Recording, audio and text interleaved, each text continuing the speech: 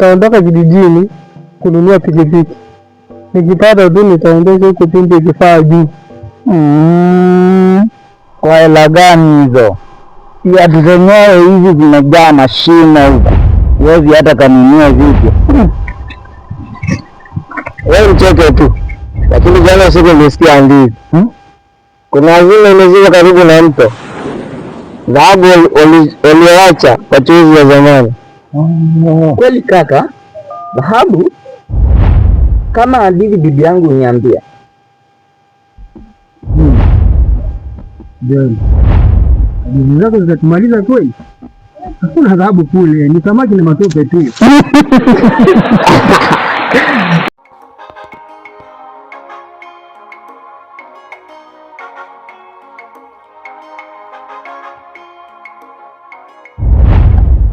Je, kama Abateza na ukweli, tutafute kesho alfajiri. Tukipata kitu tugawane sawa sawa. Sawa sawa.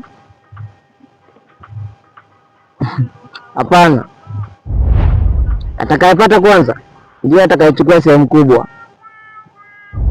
Je, ni kama mizimu ya mto inailinda?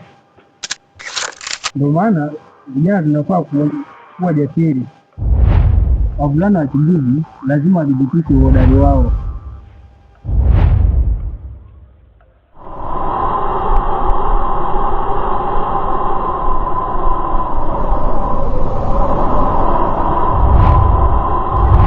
Ujasiri si kufuata kifuli. Kama ni kuamka asubuhi, iwe ni kusaidia wazazi wetu, iwe ni kuchota maji, si kuchimba azima za kufikiria. Hapana, tupatane asubuhi tuchimbe.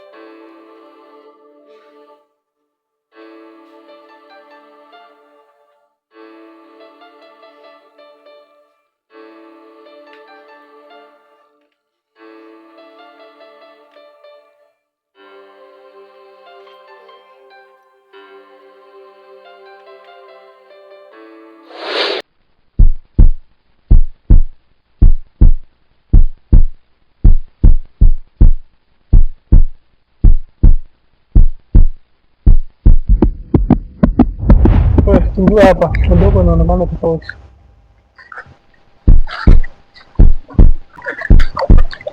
Ukipata dhahabu nitanunua nyafadi kijiji mzima. Labda badala ya kuchimbua tuwalie samaki tu. Aya.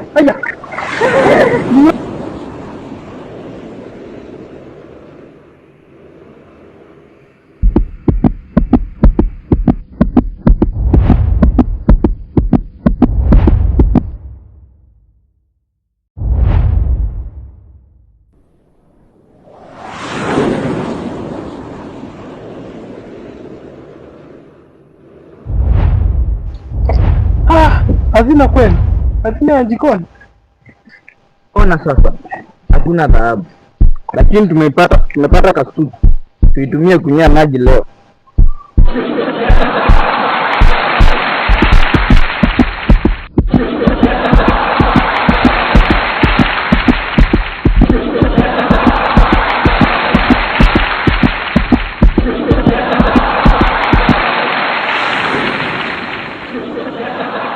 labda hazina ya kweli ni hii kasuku. Sawa sawa, mara nyingine itapunguza hadithi. Usitoa ahadi usio na uwezo wa kuitimiza. Jali kuhusu dhahabu tena. Hivi ndivyo bora zaidi. Hivyo ndivyo kulivyo. Dhahabu hakuna, ila udugu wa kweli tunao.